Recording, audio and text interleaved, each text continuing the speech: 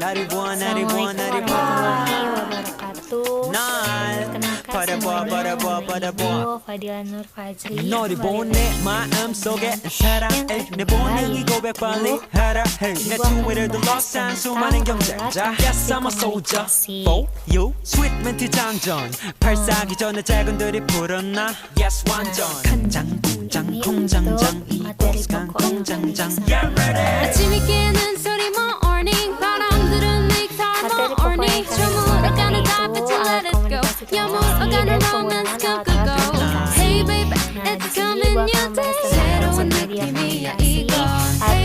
tradisional dan untuk saat ini komunikasi fokus pada telepon. Untuk kompetensi dasarnya yaitu kita kali ini membahas 3.15 mengenai menerapkan prosedur alat komunikasi dalam transaksi dan menggunakan alat komunikasi dalam transaksi. Tujuan pembelajarannya nanti kalian semua diharapkan bisa menjelaskan apa itu alat komunikasi dalam transaksi dan bagaimana mengidentifikasinya maupun menggunakan alat komunikasi dalam transaksi tersebut. Di pelajaran sebelumnya kita telah belajar mengenai alat-alat komunikasi, alat-alat transaksi, yaitu seperti yang dicontohkan adalah POS, lalu ada mesin kasir dan EDC ya, yang minggu kemarin yang video sebelumnya itu kita belajar tentang alat pembayaran transaksi. Nah, demi meningkatkan angka penjualan perusahaan gencar melakukan promosi melalui perikanan maupun alat-alat komunikasi pemasaran lainnya seperti humas, pemasaran langsung, penjualan personal, dan promosi penjualan dalam memasarkan produknya. Nah, dalam mempromosikan suatu barang butuh adanya alat komunikasi, kan? Apalagi di era 4.0 ini, bahkan di luar negeri sudah masuk pada era 5.0, sangat alat komunikasi itu benar-benar tidak bisa jauh dari kehidupan kita sehari-hari. Nah, maka dari itu pada kali ini kita akan membahas tentang alat-alat komunikasi yang digunakan dalam transaksi untuk mempermudah kegiatan pembayaran. Nah, ini Ibu ada video yang Ibu ambil dari YouTube tentang komunikasi. Halo, Pak Riswandi ya? Sukirman saya. Supriman. Sukirman saya. Supriman.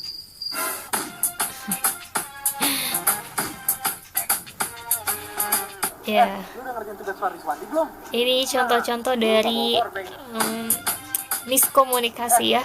Ditanyanya apa dan dijawabnya apa. Karena si penerima telepon tidak bisa fokus dan asik sendiri gitu. Lu udah ngerjain tugas Pak Riswandi belum?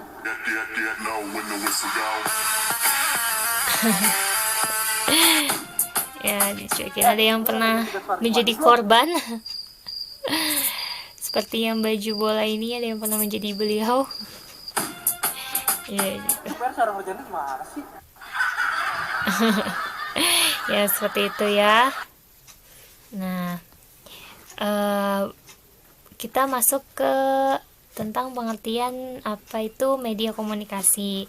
Media komunikasi adalah suatu alat atau sarana yang digunakan untuk menyampaikan pesan dari komunikator kepada halayak. Nah, media dominan dalam berkomunikasi itu adalah panca indera. Jadi, media komunikasi itu merupakan suatu alat atau sarana yang biasa digunakan untuk kita berbicara dengan lawan bicara kita atau halayak gitu ya. Terus media dominan dalam berkomunikasi itu panca indera. Jadi maksudnya media komunikasi yang paling simpel atau yang paling sering kita gunakan ialah panca indera kita gitu. Nah, selanjutnya ada peran dari media komunikasi. Media komunikasi itu sangat penting sekali bagi masyarakat, bahkan perusahaan pun tidak bisa jauh dari media komunikasi, karena sebagai perantara dalam menyampaikan sebuah informasi dari komunikator kepada komunikan yang bertujuan agar efisien dalam menyampaikan pesan gitu ya. Apalagi zaman sekarang itu sudah canggih, sudah dalam genggaman gitu. Semua kita ingin sesuatu itu ada pada genggaman kita. Oke. Sebelum ke alat-alat komunikasi modern, kita harus mengenal dulu nih media komunikasi tradisional. Contohnya itu ada satu, daun lontar. Nah, biasanya itu dipakai untuk menulis.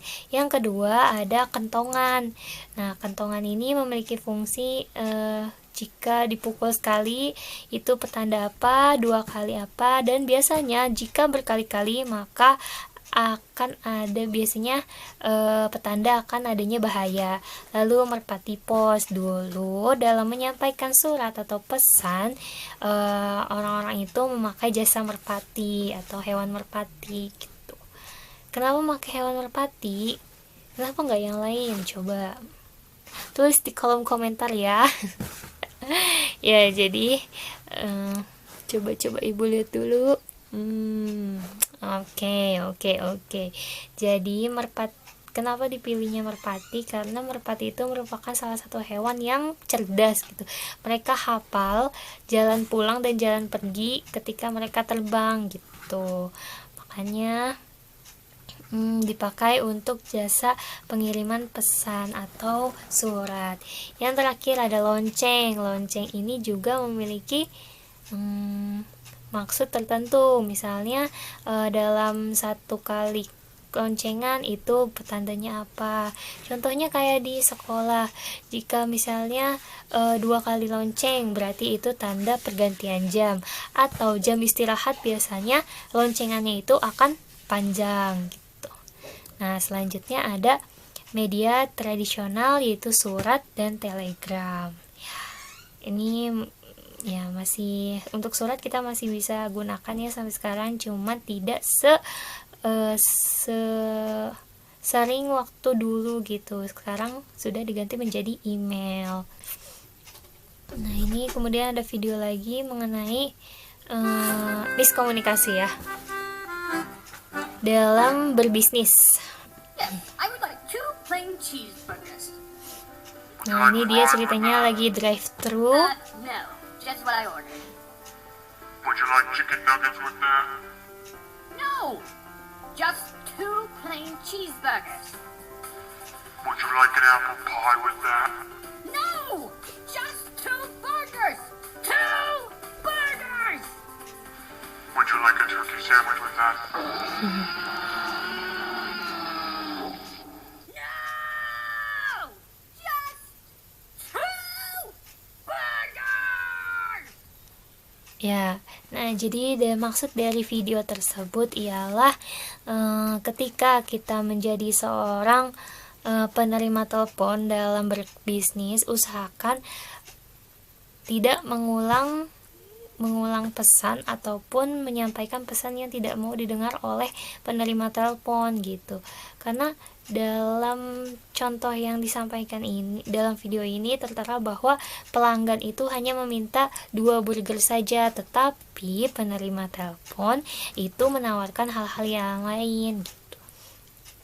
Boleh saja kita menawarkan satu barang, tapi jika sudah jawaban tidak, maka silakan mencatat apa yang diinginkan oleh pelanggan tersebut gitu. Nah, kita masuk ya ke penggunaan alat-alat komunikasi dalam transaksi. Yang pada pembelajaran ini kita akan bicara tentang telepon. Ya, telepon merupakan alat komunikasi untuk menyampaikan pesan suara dari satu orang ke orang lain dengan jarak berjauhan. Ya, betul ya. Apalagi di saat seperti ini, semua kegiatan fisik itu dibatasi, maka telepon pun menjadi salah satu alternatif bagaimana setiap orang itu berkomunikasi dengan orang yang jauh gitu. Nah, kita masuk ke jenis-jenis telepon. Jenis-jenis telepon itu berdasarkan tinjauan peletakannya ada tiga ya. Yang pertama ada telepon meja, telepon dinding, dan telepon mobile. Nah, untuk telepon meja dan telepon dinding itu masih sangat biasa digunakan di perusahaan ya, apalagi jasa-jasa seperti sekarang gitu. Dan telepon mobile ini juga tidak lepas dari kegiatan transaksi kita maupun pembayaran, dimana kecanggihan dalam pembayaran itu sudah bisa melalui telepon mobile ya. Lanjut, ada jenis telepon berdasarkan kapasitasnya.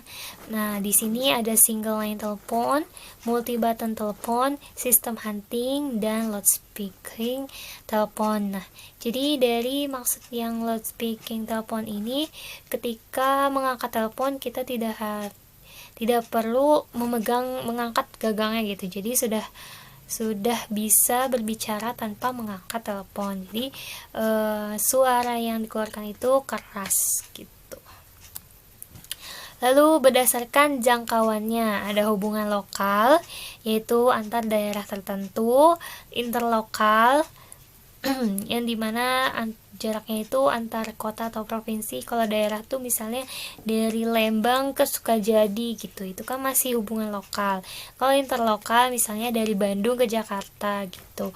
Misalnya kalian mau pergi ke Jakarta terus nelpon ke travel yang ada di Jakarta untuk memesankan tiket gitu misalnya itu. Atau teman-teman punya sahabat yang dulunya tetangga terus tiba-tiba harus pindah keluar kota, maka itu termasuk hubungan interlokal. Sedangkan untuk hubungan internasional,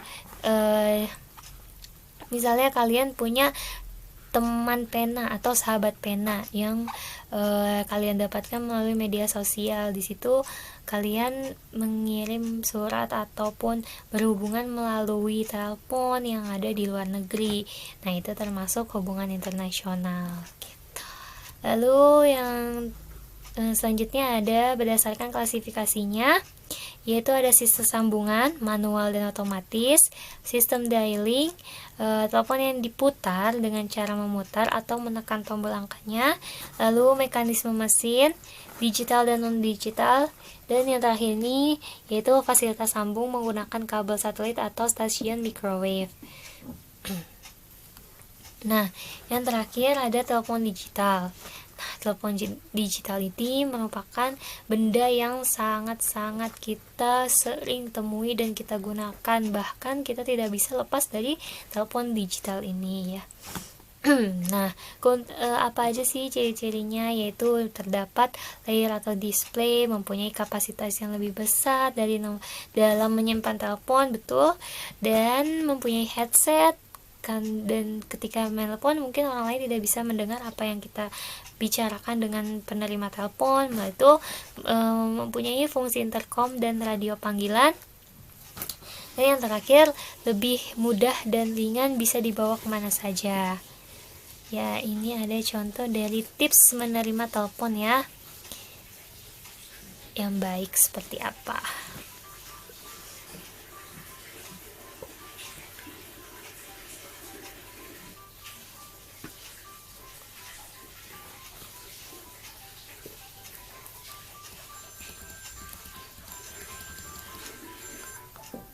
PT Patang Padam, selamat pagi. Dengan Metia bisa dibantu.